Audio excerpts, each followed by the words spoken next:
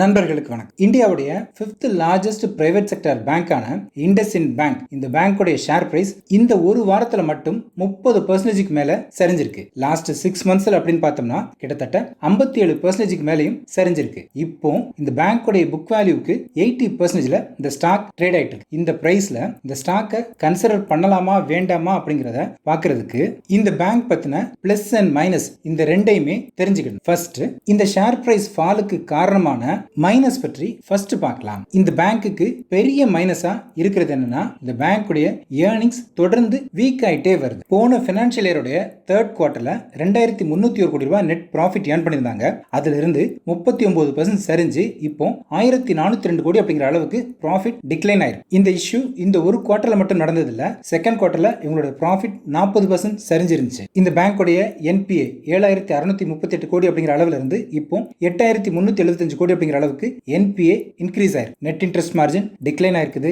இப்படி ஓவராலா இவங்களுடைய ஏர்னிங்ஸ் தொடர்ந்து சரிஞ்சுக்கிட்டே இருக்குது. அடுத்து ரெண்டாவது பெரிய மைனஸ், ஆர்பிஐ இப்போ இந்த பேங்கோடைய எம்டி அண்ட் சிஇஓ இருக்கிற சுமந்த் காத்பாலியாவுக்கு இன்னும் ஒரு வருஷம் தான் டென்யூர் கொடுத்திருக்காங்க. இந்த டென்யூர் முடிஞ்சதுக்கு அப்புறம் அடுத்த சீஃப் எக்ஸிகியூட்டிவ் ஆபீசரா வெளியில இருந்து ஒரு ஆளையும் எடுங்க அப்படிங்கிற ஒரு அட்வைஸையும் கொடுத்திருக்காங்க. ஒரு வருஷத்துல லீடர்ஷிப் ரோல் சேஞ்ச் ஆகுறது, அதுவும் பேங்கோட ப்ராஃபிட்ஸ் டிக்ளைன் ஆயிட்டு இருக்கிற நேரத்துல சேஞ்ச் ஆக போறது இந்த பேங்கோட ஏர்னிங்ஸ் ஸ்டெபிலைஸ் ஆகிறதுக்கான டைம் டியூரேஷனை இன்க்ரீஸ் பண்ணத்தான் செய்யும். மூணாவது, accounting losses. IndusInd bank March 11 கொடுத்த இன்வெஸ்டர்ஸ் அப்டேட்ல அக்கவுண்டிங் மிஸ்டேக்ஸ் காரணமா இந்த குவார்டர்ல கிட்டத்தட்ட 1500 கோடி ரூபாய் லாஸ் ரிப்போர்ட் பண்ண வேண்டியிருக்கும் அப்படின்னு சொல்லியிருந்தாங்க. இந்த லாஸ் எதனால அப்படின்னா, லாஸ்ட் இயர்ல RBI other assets and liabilities report பண்றதுக்காக ஆர்பிஐ ஒரு மாஸ்டர் டைரக்ஷன் கொடுத்திருந்தாங்க. இந்த மாஸ்டர் டைரக்ஷன் படி இண்டஸ்இண்ட் பேங்க் அவங்களுடைய அசெட் லயபிலிட்டியை மேனேஜ் பண்றதுக்காக ஓவர்சீஸ்ல பாரோ பண்ணியிருந்ததை இந்தியன் டெரிவேட்டிவ்ஸ்ல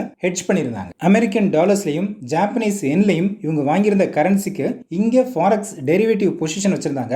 இதுல வந்த கெயின் எல்லாம் இது வரைக்கும் ரிப்போர்ட் பண்ணியிருந்தாங்க. பட் லாஸஸை கேரி ஓவர் பண்ணிட்டே இருந்தாங்க. இப்போ இந்த லாஸஸை ஆர்பிஐயோட இன்ஸ்ட்ரக்ஷன்ஸ் படி ரிப்போர்ட் பண்ணியாக வேண்டிய கட்டாயத்துல இந்த பேங்க் இருக்கிறதால இண்டஸ்இண்ட் பேங்க் இந்த லாஸை ரிப்போர்ட் பண்ணிருக்காங்க. இங்க கவனிக்க வேண்டியது என்ன அப்படின்னா, இந்த இஷ்யூவை செப்டம்பர் 2024 ஃபைண்ட் அவுட் பண்ணிட்டாங்க. ஆனா அதை ஓபனா டிக்ளேர் பண்றதுக்கு 6 மாசத்துக்கு மேல டைம் எடுத்திருக்காங்க.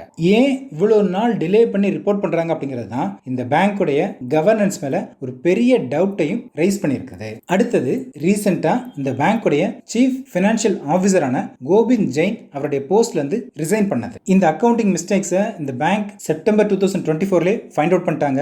இப்படி ஒரு இஷ்யூ இருக்குதுன்னு சொல்லி ஃபைண்ட் அவுட் பண்ணி அதை மார்க்கெட்டுக்கு டிக்ளேர் பண்றதுக்கு முன்னாடி இந்த பேங்குடைய பினான்சியல் ஆபீசர் பர்சனல் ரீசன்ஸை சைட் பண்ணி போஸ்ட்டை விட்டு ரிசைன் பண்ணவும் செஞ்சிருக்கிறார். இதுவும் ஒரு பெரிய கன்சர்னா இருக்குது. அடுத்தது, பாரத் பினான்சியல் இன்க்ளூஷன் லிமிடெட் அப்படிங்கிற ஒரு சப்சிடரி கம்பெனி இண்டஸ்இண்ட் பேங்க்கு இருக்கு. இந்த சப்சிடரி கம்பெனி தான் இந்த பேங்குடைய மைக்ரோ ஃபைனான்ஸ் டிவிஷனை ஃபுல்லாமே பாத்துக்கிறாங்க.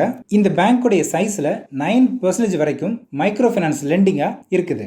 எல்லா மைக்ரோ ஃபைனான்ஸ் இன்ஸ்டிடியூஷன்ஸும் ஹியூஜ் லாஸ்லயும் என்பிஎலையும் இருக்கிற மாதிரி இந்த பேங்குடைய சப்சிடரி கம்பெனியான இந்த பாரத் பினான்சியல் இன்க்ளூஷன் லிமிடெடும் அதிகமான என்பிஎலையும் லாசஸ்லயும் இருக்கிறாங்க.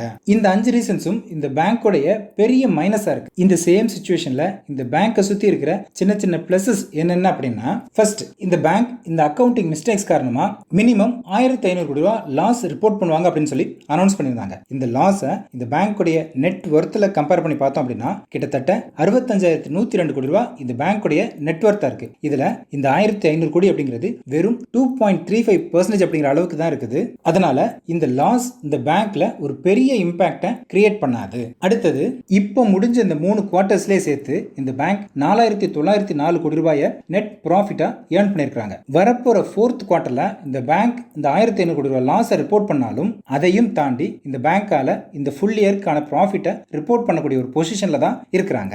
அடுத்தது, இப்போ வெளியில வந்திருக்கிறது ஒரு அக்கவுண்டிங் டெக்னிக்கல் மிஸ்டேக் தான். இது ஒரு ஸ்கேமோ ஃப்ராடோ கிடையாது. அது போக இந்த மிஸ்டேக்கை ரிப்போர்ட் பண்ணது ஓன் மேனேஜ்மெண்ட் தான் ரிப்போர்ட் பண்ணிருக்காங்க. வெளியில இருந்து ஒரு எக்ஸ்டர்னல் ரெகுலேட்டரி அத்தாரிட்டி இந்த இஷ்யூவை வெளியில கொண்டு வரல.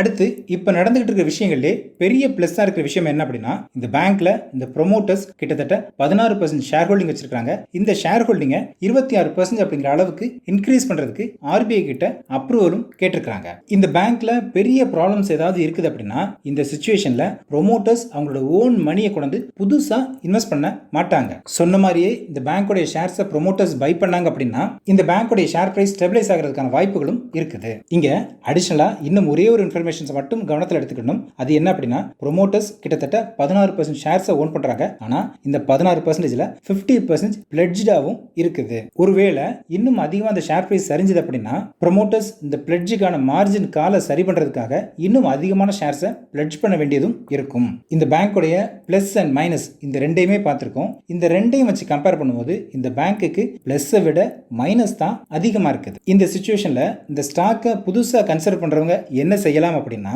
இந்த ஸ்டாக்கை ட்ராக் பண்ற எல்லா brokerage கம்பெனிஸும் இந்த பேங்கோடைய ஷேர் பிரைஸை டவுன்வர்டா ரிவைஸ் பண்ணிருக்காங்க. இந்த சிச்சுவேஷன்ல CLSA அப்படிங்கிற ஒரு இன்வெஸ்ட்மெண்ட் குரூப் மட்டும்தான் இந்த பேங்க்குக்கு இருக்கிற ப்ராப்ளம்ஸ் எல்லாம் லாங் ரன்ல சால்வ் ஆகும் அப்படின்னு இந்த பேங்க் மேல பாசிட்டிவா இருக்காங்க. இந்த இன்ஸ்டிடியூஷன் சொல்ற மாதிரியே லாங் ரன்ல இந்த பேங்க்குக்கு இருக்கிற ப்ராப்ளம்ஸ் எல்லாம் சால்வ் ஆகலாம். ஆனா அதுக்காக இப்போ இந்த பேங்க் ஸ்டாக்கை கன்சிடர் பண்ற அளவுக்கு இந்த பேங்கோடைய ஸ்டாக் பிரைஸ் அந்த அளவுக்கு டீப் டிஸ்கவுண்ட்லயோ இல்ல வெரி பார்கெயின் பிரைஸ்லயோ இல்ல. அதனால இந்த பேங்கோடைய ஸ்டாக்கை இந்த பிரைஸ்ல அவாய்ட் பண்ணவும் செய்யலாம். இந்த பேங்க்குக்கு இன்னும் இந்த பாசிட்டிவ்ஸ் எல்லாம் இருக்கு, இதையெல்லாம் பிளஸ்ஸா கன்சிடர் பண்ணலாம் அப்படின்னு நீங்க நினைக்கிற விஷயத்தை கமெண்ட் பண்ணுங்க. உங்களுடைய ஒப்பீனியனையும் கமெண்ட் பண்ணுங்க. தேங்க்யூ.